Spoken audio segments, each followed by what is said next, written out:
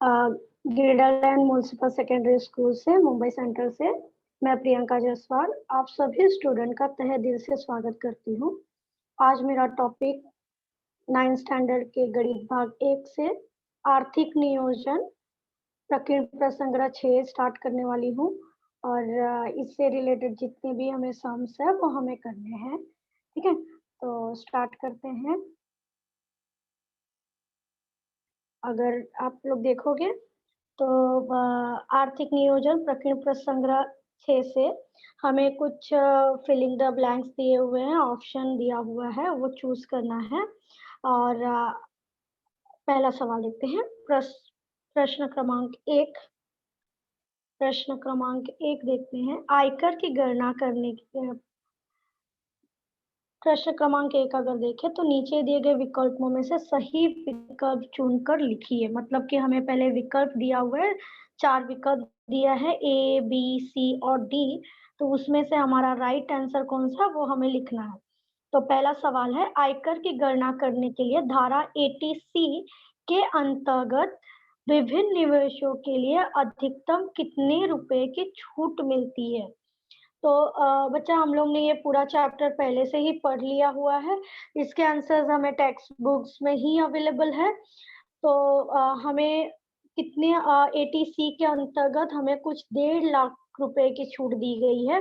मैं आपको text book में भी बताती हूँ।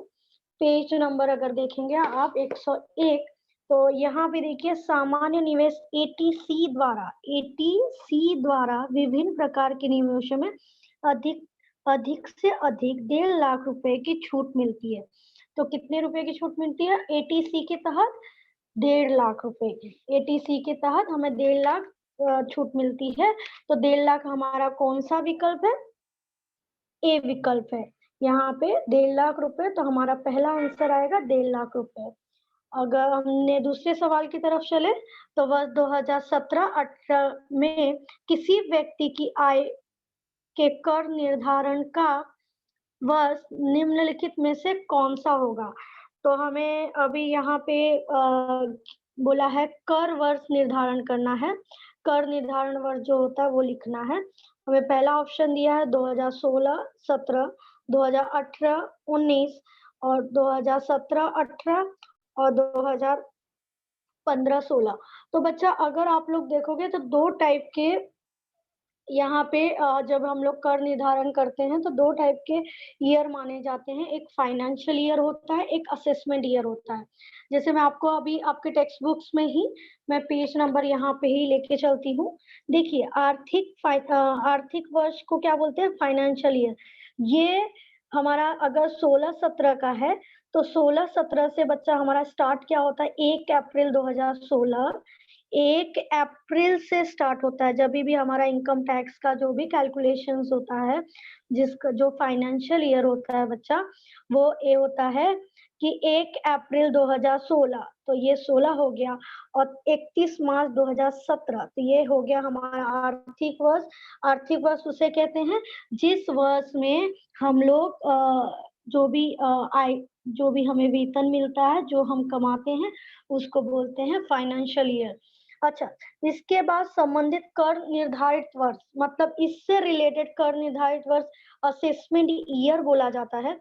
तो बच्चा वो 1 साल आगे रहता है। जैसे ये 16-17 है ना, तो ये क्या होगा? 17-18 होगा। क्या होगा? 17-18। अगर ये 17-18 है ना, तो यहाँ 18-19 हो जाएगा। क्यों? उसी से अगला वाला जो आने वाला साल है उसको कर निर्धारित वर्ष कहा जाता है, जिसे कहते हैं असेसमेंट ईयर। तो अभी हमें इस सवाल में असेसमेंट ईयर पूछा हुआ है। तो अगर देखेंगे 2017-18 किसी व्यक्ति के आय के कर निर्धारण का वर्ष, मतलब कर निर्धारण का वर्ष मतलब असेसमेंट ईयर। असेसमेंट 1 साल ज्यादा होता है। तो 2017-18 से ये अगर हम लोग बढ़ाए तो 18-19, इससे रिलेटेड ये 18-18 यहाँ पे मैच करना, संलग्न जो ईयर होता है उसको, ये अगर ये 17-18 तो 18-19 का ये क्या होगा? आयकर निर्धारण वर्ष। तो हमारा विकल्प क्या आएगा? 8, 18 और 19, ये हमारा विकल्प आएगा। हम क्वेश्चन नंबर 2 की तरफ चलते हैं। प्रकीर्ण प्रसंग्रह, ये हमारा क्वेश्चन नंबर 1 था। हम क्वेश्चन नंबर 2 की तरफ चलते हैं बच्चे। हमारा क्वेश्चन नंबर 2 अगर ध्यान से देखिए तो उसमें सवाल दिया है। पहले सवाल को अच्छे से क्लियरली हम लोग समझ लेते हैं और फिर उसके बाद स्टेप बाय स्टेप हम एक-एक चीजें सॉल्व करेंगे। श्री शेखर अपनी मासिक आय का 60% खर्च करते हैं। मतलब वो श्री शेखर जी हैं, उनके जो वेतन मिलता है उसका 60% वो खर्च कर देते हैं। लेकिन शेष आय में से जो उनकी इनकम है, उस इनकम में से 300 रुपए अनाथ आश्रम को दान देते हैं। मतलब कि उनकी जो आय है पहले वो 60% खर्चा कर देते हैं, उसके बाद जो 300 रुपए हैं वो अनाथ आश्रम में दान करते हैं। इसके बाद भी उनके पास 3,200 रुपए बचे तो उनकी आय कितनी होगी, मतलब उनकी मासिक आय कितनी होगी। हमें यही नहीं मालूम है कि उनकी मासिक आय, हमें ये निकालना है। ठीक है, तो सवाल ये था कि मासिक आय क्या होगी। तो मासिक आय का पहले 60% उन्होंने खर्चा किया, 300 रुपए उन्होंने दान दिया और 3,200 रुपए उन्होंने बचत भी किए। तो हम लोग सवाल अच्छे से समझ लिए। आगे हम जवाब की तरफ जाते हैं। पहले यहाँ क्या बोला, उनकी आय ज्ञात करो। तो हम यहीं से शुरू करते हैं। माना कि शेखर की मासिक आय x रुपए है। कितने रुपए हैं? x रुपए। अभी खर्च वो कितने करने वाले थे? 60%। तो 60% देखो, इसलिए खर्च बराबर x का 60%। तो x का 60% देखो, कभी भी परसेंटेज निकालते हैं तो बटे 100 करते हैं। तो x गुणे 60 बटे 100, 0 कट किया।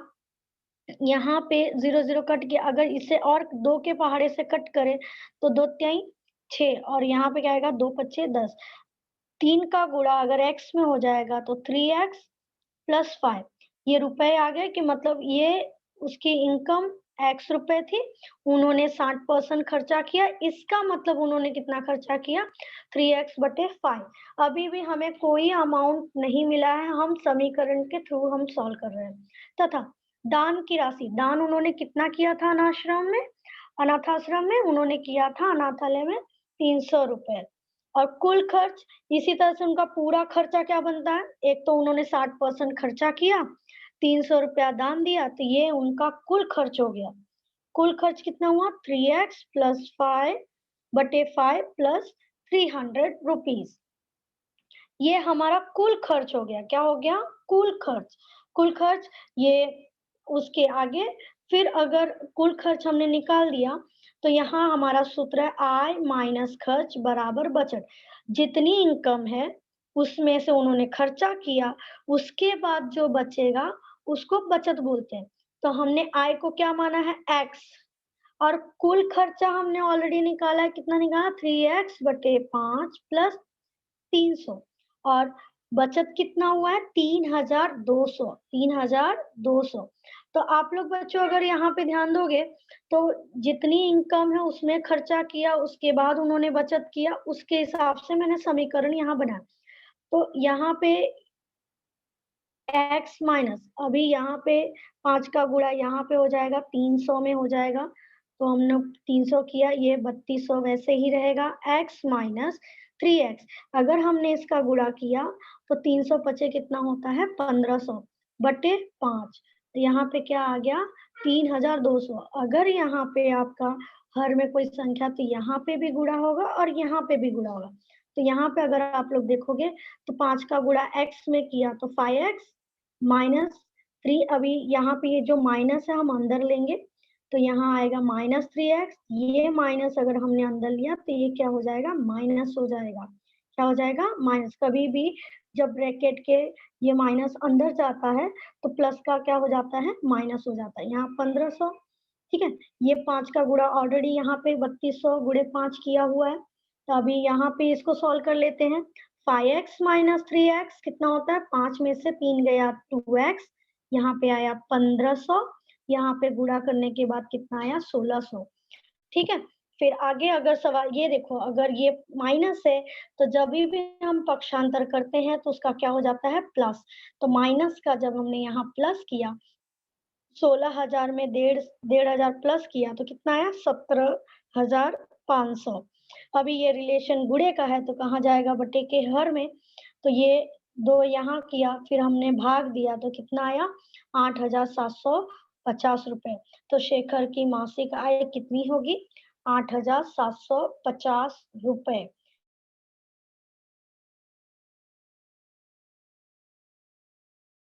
से सवाल को एक सवाल को हमें स्टेप बाय स्टेप सॉल्व करने हैं, ठीक है ना।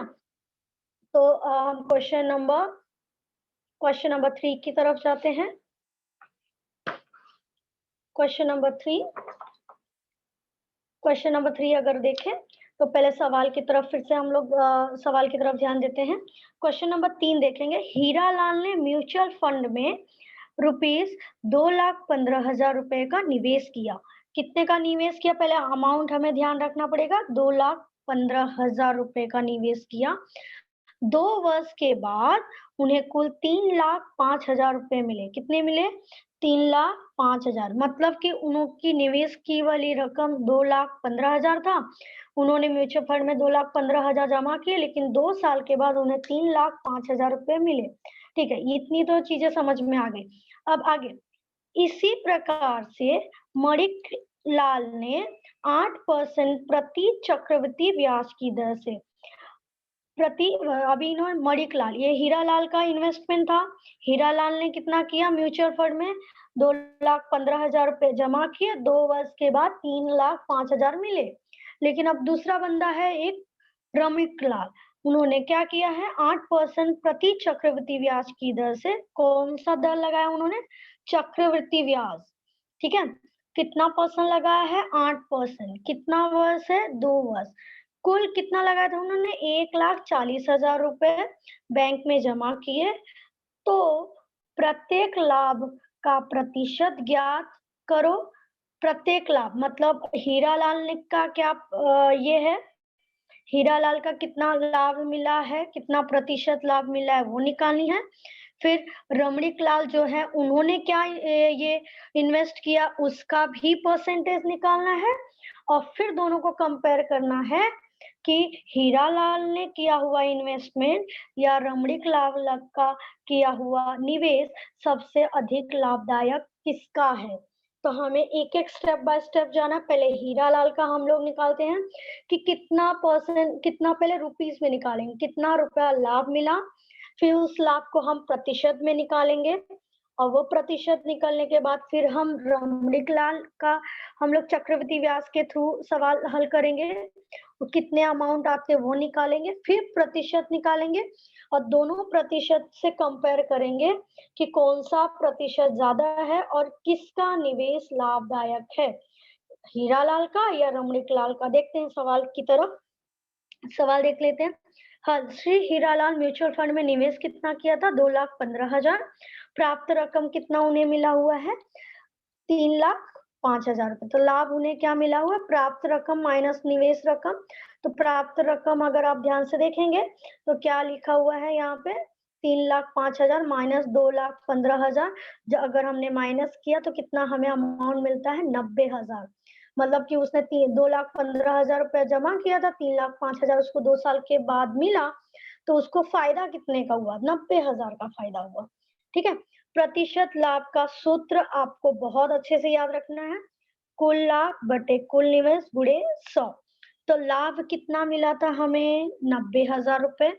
कुल निवेश कितना था, 2,15,000 रुपए गुणे 100।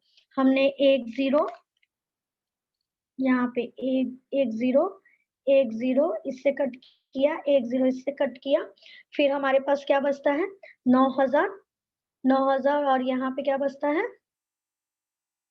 215। फिर हमने इसे कट किया तो यहाँ पे कितना आया, 5 से कट किया तो यहाँ 43 आया, यहाँ 5 से कट किया तो 1800 आया।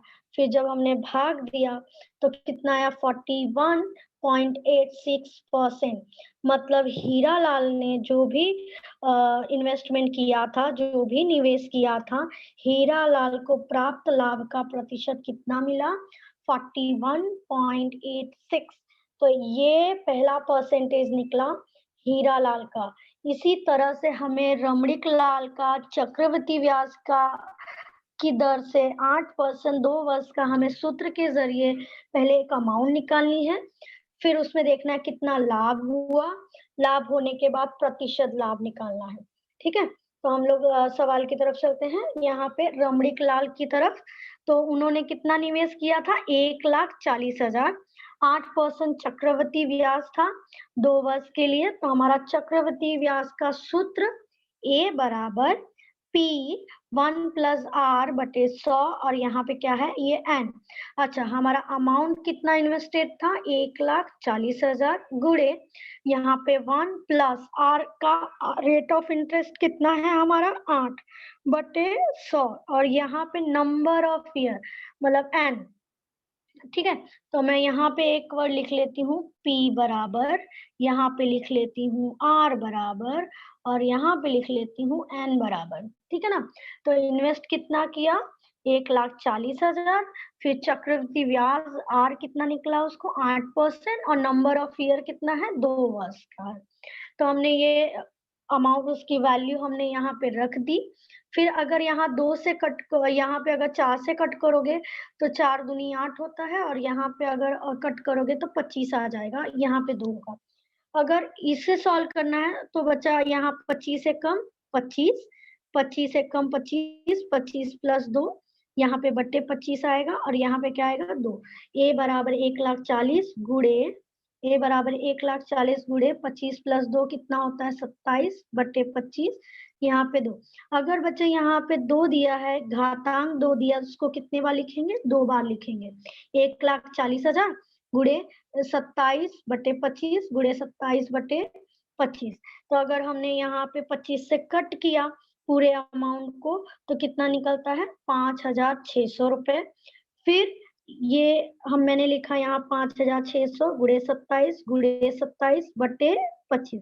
फिर 25 से कट किया तो कितना कैलकुलेशन करने के बाद मिला? 224। फिर उसके बाद 224 गुणे 27 गुणे 27, पूरे कैलकुलेशन के बाद हमें मिला है 1,63,296। ये पूरे अमाउंट हमें मिली है कि जो ये उस रमिक लाल जो थे, रमिक लाल जो उन्होंने इन्वेस्ट किया था 1,40,000 8% की दर से 2 वर्ष के लिए। तो उन्होंने 1,40,000 जो जमा किया था, उन्हें मिला कितना? 1,63,296 रुपए मिले। तो प्रॉफिट कितने का हुआ, है ना? तो प्रॉफिट निकालना पड़ेगा। तो हमारा इंटरेस्ट बराबर A माइनस P, A मतलब प्रिंस अमाउंट, ये क्या है? Principal amount. तो अमाउंट हमारा कितना निकला? 1,63,296 माइनस उन्होंने इन्वेस्ट कितना किया था रमणीक लाल ने? 1,40,000 रुपए इन्वेस्ट किए थे। तो फायदा कितने का हुआ माइनस करने के बाद? तो फायदा हमें हुआ 23,296 रुपए। उन्होंने 2 वर्ष के लिए जमा किया था रमणीक लाल ने, तो उनको फायदा हुआ 23,296। ये हमें अमाउंट में मिला है, रुपीस में मिला है। अभी हमें इसको प्रतिशत में निकालना है, और प्रतिशत में निकालने के बाद हमें देखना है कि कौन सा निवेश सबसे ज्यादा लाभदायक है। ठीक है ना, तो देख लेते हैं। अभी हम लोग प्रतिशत निकालेंगे। प्रतिशत लाभ 1,40,000 निवेश पर श्री रमणीक लाल को कुल लाभ प्राप्त हुआ। प्रतिशत लाभ का सूत्र मैंने पहले ही आपको बताया है, कुल लाभ गुणे निवेश की रकम गुणे 100। तो कुल लाभ कितना निकला? 23,296 रुपए। निवेश कितना किया था? 1,40,000 गुणे 100। तो अगर हम देखें, 1 0 इससे कट जाएगा, 1 0 इससे कट जाएगा। ठीक है ना, अगर हम लोग ने इधर 4 से भाग दिया तो यहाँ पे कितना आएगा? 350, और यहाँ पे आएगा 5,824। फिर इसको हमने भाग दिया तो कितना आया? 16.64, ये हमारा परसेंट आया। तो अगर हमने देखा यहाँ पे, तो रमणीक लाल का कितना अमाउंट है? 16.64 का लाभ है। 16.64 का लाभ, ये समीकरण 2। तो अगर हमने यहाँ पे इस चीज पे ध्यान दिया तो यहाँ पे हीरालाल को कितने % मिले थे? 41.86 और यहाँ पे रमणीक लाल को कितने मिले? 16.64। तो कथन 1 तथा 2 से तुलना करने पे हीरालाल का निवेश अधिक लाभदायक है, क्योंकि हीरालाल का कितना % है? 41.86। रमणीक लाल का जो % है वो क्या है? 16.64 है। तो इसमें हीरालाल का जो निवेश है अधिक लाभदायक है। तो सवाल आपको बहुत ध्यान से पढ़ने हैं कि हीरालाल ने क्या इन्वेस्ट किए हैं, रमणीक लाल ने क्या इन्वेस्ट किए हैं, उसके बाद आगे का सवाल हमें देखना है। ठीक है ना? तो हम लोग आगे के सवाल की तरफ चलते हैं। आगे का सवाल क्वेश्चन नंबर 4।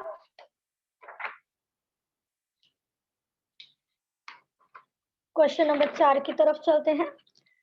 क्वेश्चन नंबर 4, किसी व्यक्ति की बचत खाते में वर्ष के आरंभ से 24,000 रुपए थे। ठीक है, एक व्यक्ति है, उसके बचत खाते में 24,000 पहले से ही हैं। ये आगे उसमें से 56,000 रुपए और जमा किए। कितने जमा किए? 56,000 रुपए और उन्होंने क्या किया? जमा किया।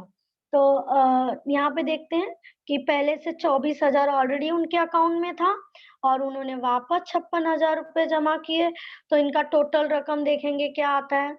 उसके बाद जमा करके पूरी राशि पर, जो भी जमा है उनके पूरी राशि पे 7.5% चक्रवृद्धि ब्याज की दर से, अभी चक्रवृद्धि ब्याज है तो हमें चक्रवृद्धि ब्याज का सूत्र लगाना होगा। चक्रवृद्धि ब्याज की दर से बैंक में निवेश किए 3 वर्ष के बाद उसे कुल कितनी राशि प्राप्त होगी? ठीक है ना? तो अभी ये सवाल भी चक्रवृद्धि ब्याज से संबंधित है। तो बच्चा हम लोग एक एक स्टेप बाय स्टेप, पहले व्यक्ति के खाते में कितना जमा था? 24,000 रुपए। तो हम लोग देखते हैं बैंक में पहले से जमा की गई राशि तो कितनी थी? 24,000 रुपए। फिर बाद में उन्होंने और कितना जमा किया? बैंक में और जमा की गई राशि कितना हो गया? 56,000 रुपए। 56,000 रुपए। बैंक में कुल जमा की गई राशि, मतलब जो पहले राशि थी और अभी जो जमा की, 24,000 प्लस 56,000, तो ये दोनों का टोटल कितना आता है? 80,000। क्या आता है? 80,000 रुपए। अभी हम लोग सवाल की तरफ चलते हैं। बैंक में 8% है, इसका मतलब रेट ऑफ इंटरेस्ट है, यानी R बराबर 8%। ठीक है, यहाँ पे ब्याज की दर से 3 वर्ष दिया हुआ है, तो नंबर ऑफ ईयर हमें मिल गया। अच्छा, कितना जमा कर रहे हैं? 80,000 रुपए का निवेश कर रहे हैं, मतलब P बराबर। ठीक है, तो ये हमने निकाल लिया R, N और P। ये चक्रवृद्धि ब्याज का सूत्र आपको याद करना है, हम लोग ने पिछली कक्षा में भी पढ़ चुके हैं। दो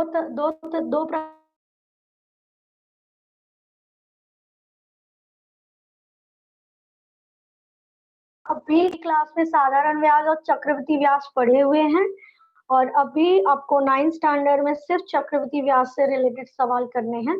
तो इस चीज को देख लेते हैं। सूत्र बच्चा, आपको हर एक सवाल करने से पहले आपको सूत्र याद करने होंगे। तो सूत्र अपना है A बराबर P गुणे 1 प्लस R बटे 100 और यहाँ पे क्या है? N। क्या है? N। तो अगर देखेंगे A बराबर, यहाँ पे P कितना है? P की वैल्यू कितनी है? 80,000 गुणे 1 प्लस, अच्छा R की वैल्यू कितनी है यहाँ पे? सॉरी, यहाँ पे R की वैल्यू बाय मिस्टेक यहाँ पे लिखा हुआ है 7.5% बटे R, यहाँ पे कितना है? 3। ठीक है ना? तो इस चीज को अगर आप देखें तो ये 7.5 को हल करते हैं और यहाँ पे एक नंबर हम लोग निकालते हैं।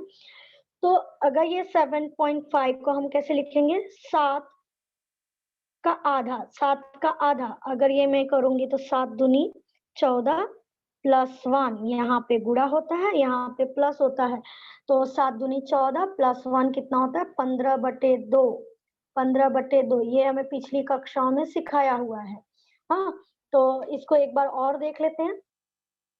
7.5 को कैसे लिखेंगे 7/2, तो यहाँ पे क्या करेंगे गुणा और यहाँ पे क्या करेंगे प्लस, तो 7 दूनी 14, 14 +1 कितना होता है 15/2।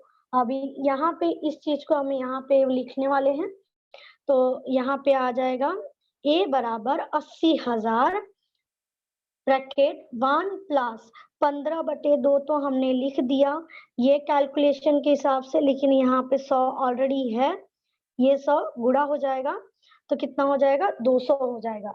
कितना हो जाएगा यहाँ 15/200।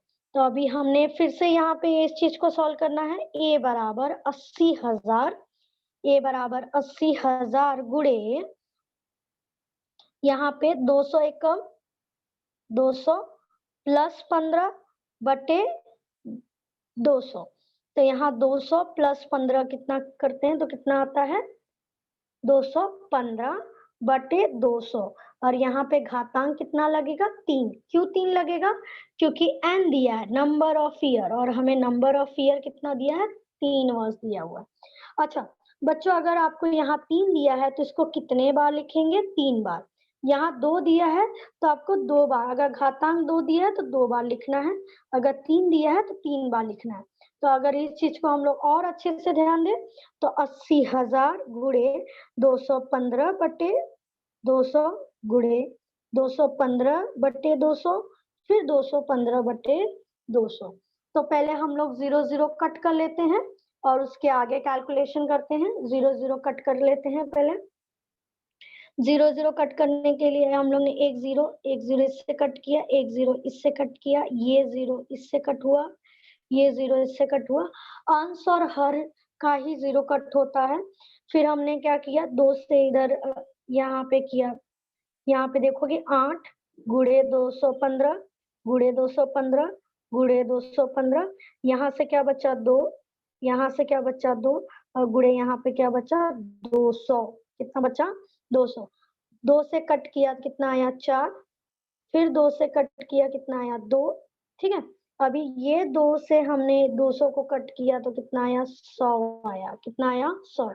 अब हमारे पास क्या बचता है 215 गुणे 215 गुणे 215 बटे 100। हमें पूरी कैलकुलेशन 215 का गुणा फिर 215 में करना है, फिर 215 का गुणा 215 में करना है, और फिर क्या करना है बटे 100। तो हम लोग गुणा करके देख लेते हैं। यहाँ पे 215 का गुणा 215 में कर लेते हैं।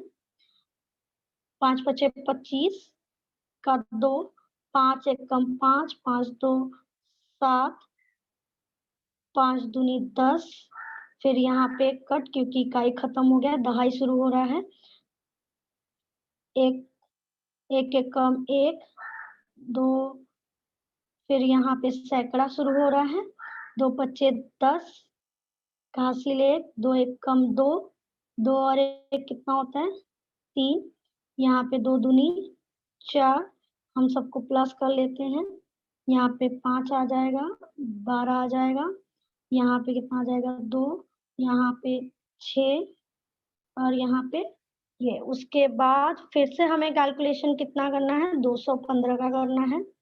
ठीक है, तो यहाँ 5 पचे 25 का 2, 5 दूनी 10, 10 2 12, हासिल 1, यहाँ 5 दूनी 10, 10 और 1 11, यहाँ पे हासिल 1, 5 36, 30 और 1 31, हासिल 3, 5 चौके 20, 20 और 3 23, फिर यहाँ पे 1 का गुणा 5 में करेंगे तो 5, 1 का गुणा 2 में करेंगे तो 2, 1 का गुणा 2 में करेंगे 2, 1 का गुणा 6 में करेंगे 6 और 1 का गुणा 4 में करेंगे तो 4।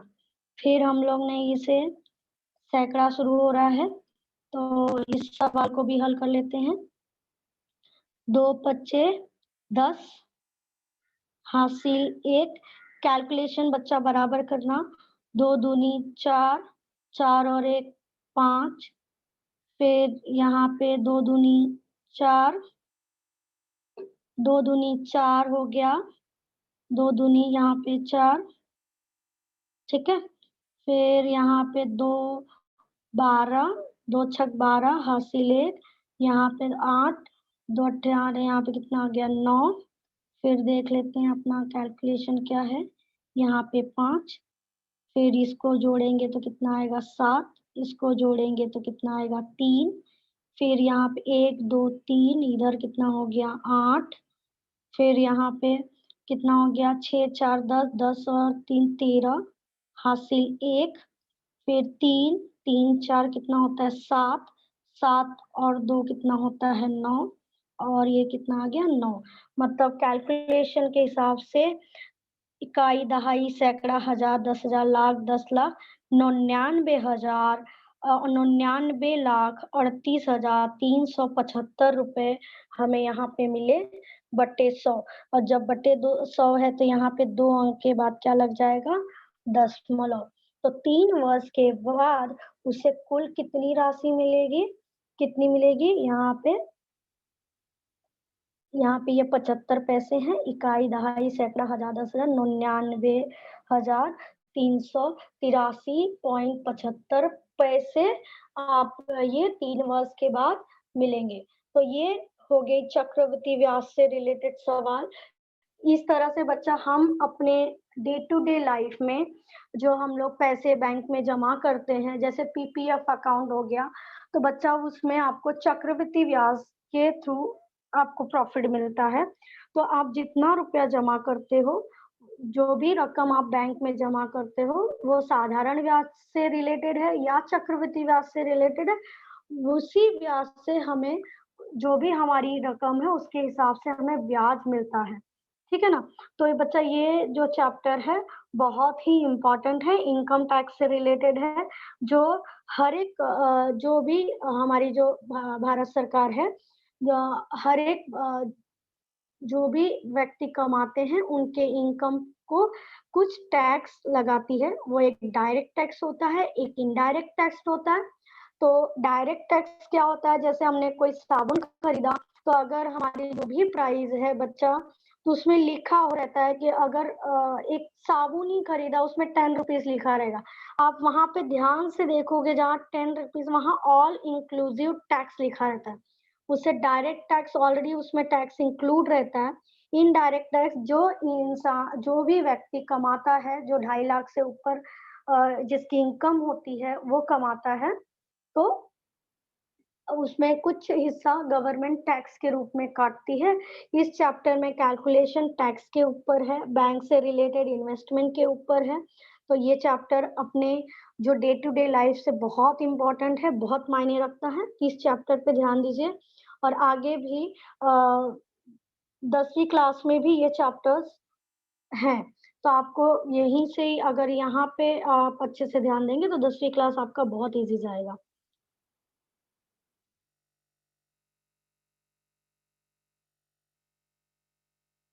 हेलो स्टूडेंट्स, अगर आपको इससे रिलेटेड कोई सवाल पूछना है तो प्लीज पूछ सकते हैं।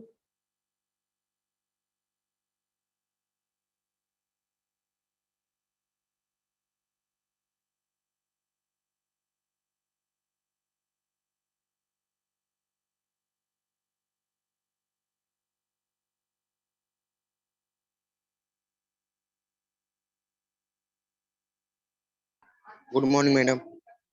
गुड मॉर्निंग, बोलिए बच्चा। प्रश्न चौथा समझाइए ना। प्रश्न चौथा, ठीक है, उसमें आपको क्या नहीं समझा?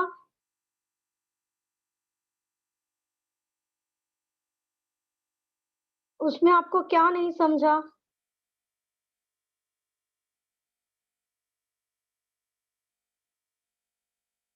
हेलो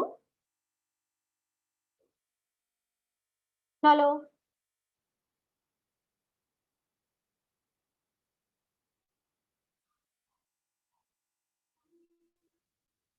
हेलो, ठीक है, मैं सवाल आपको एक्सप्लेन कर दे रही हूँ। यहाँ पे अगर आप सवाल की तरफ जाएंगे बच्चा तो दिया हुआ है कि एक व्यक्ति ने 24,000 जमा किया है और 56,000 और है जमा कर रहा है 7.5% की दर से चक्रवृद्धि ब्याज है। ठीक है, चक्रवृद्धि ब्याज है, चक्रवृद्धि ब्याज की दर से उसने बैंक में निवेश किया है 3 वर्ष के लिए। तो पहली राशि ऑलरेडी उसके पास कितनी जमा थी 24,000, जमा की गई राशि 56,000 थी, टोटल कितना हुआ 80,000। 80,000 पे 7.5 चक्रवृद्धि ब्याज की दर से 3 साल के लिए 80,000 रुपए वो जमा करते हैं। तो हमें सूत्र लगाना है यहाँ पे 7.5 बटे 100।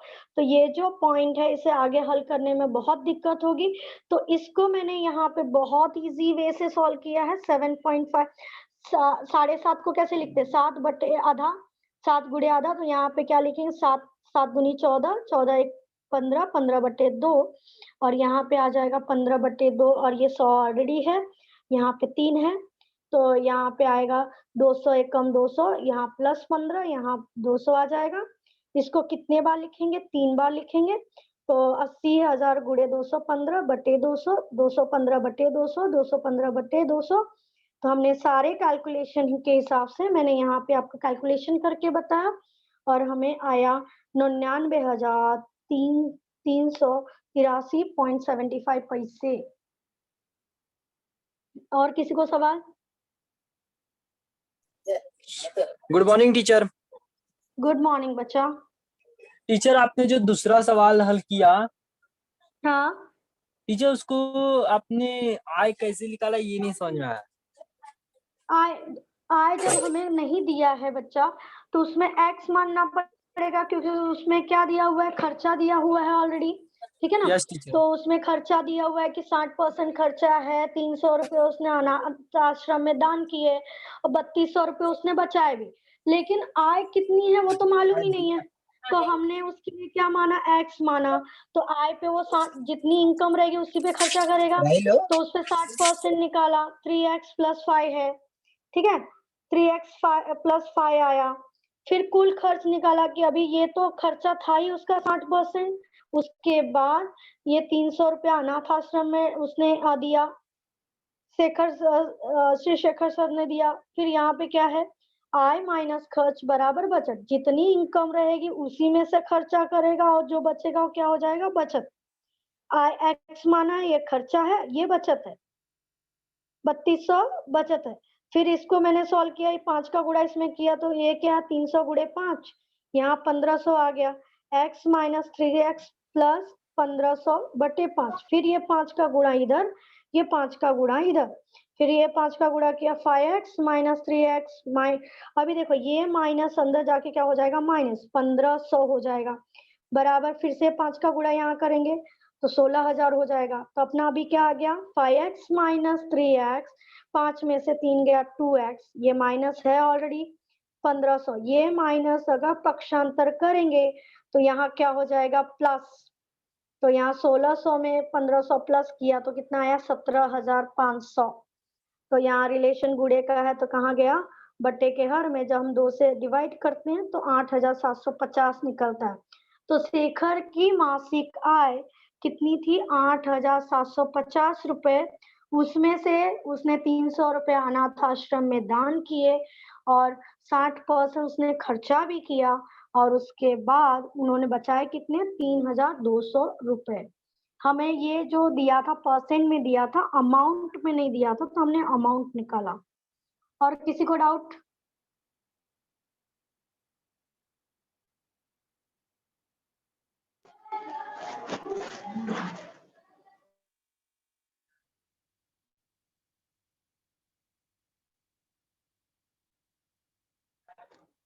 Hello hello good morning teacher.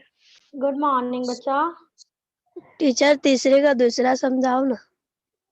तीसरे का दूसरा क्या हीरालाल मणिक लाल ना, मोनिक लाल। रमणीक लाल।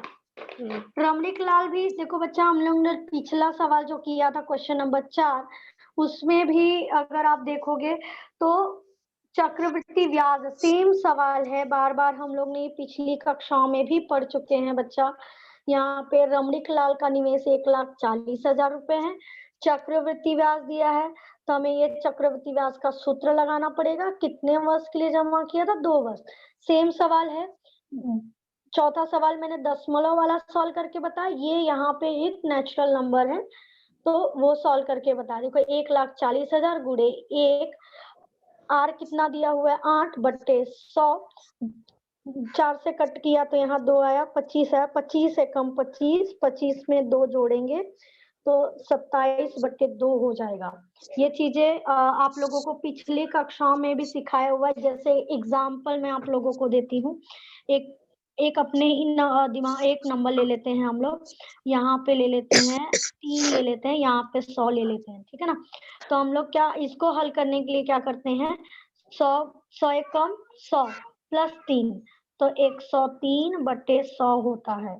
तो यहाँ पे क्या हो जाता है? ये दोनों का गुणा और यहाँ पे प्लस हो, 100 एक कम 100, यहाँ गुणा किया, 100 एक कम 100, 100 यहाँ पे आ गया, उससे किससे 3 से प्लस कर दिया तो क्या आ गया? 103/100। सेम थिंग यहाँ पे भी वही चीजें डन की हुई है।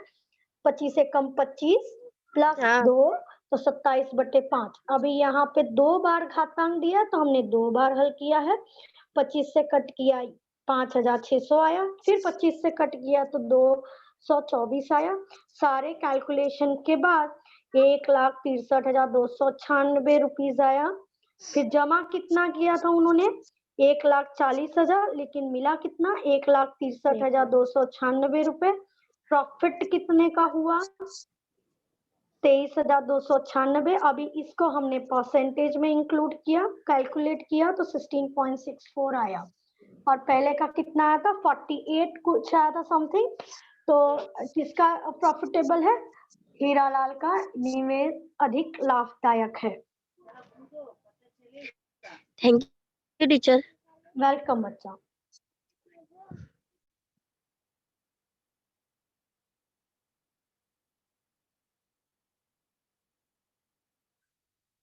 Good morning teacher. Good morning Kajal, कैसे हो? अच्छी हो टीचर, आप कैसे हो? बस ठीक। आप अपना सवाल पूछिए। अच्छा मिस, चक्रवृद्धि ब्याज हर बैंक में लगेगा रहता है क्या? बच्चा नहीं, ऐसा देखिए आप जब सेविंग अकाउंट है, देखिए बहुत ही डिफरेंट टाइप के अकाउंट होते हैं। सेविंग अकाउंट होता है, करंट अकाउंट होता है और फिक्स अकाउंट होता है।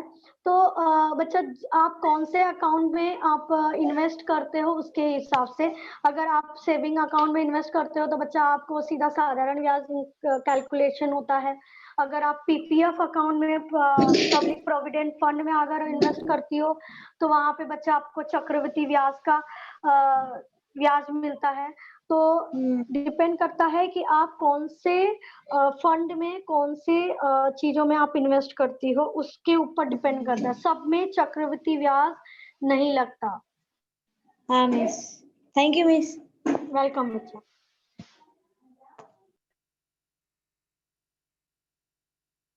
इस तरह से बच्चों आज हम लोग ने आर्थिक नियोजन के प्रकीर्ण प्रसंग्रह 6 का अध्ययन किया है। धन्यवाद।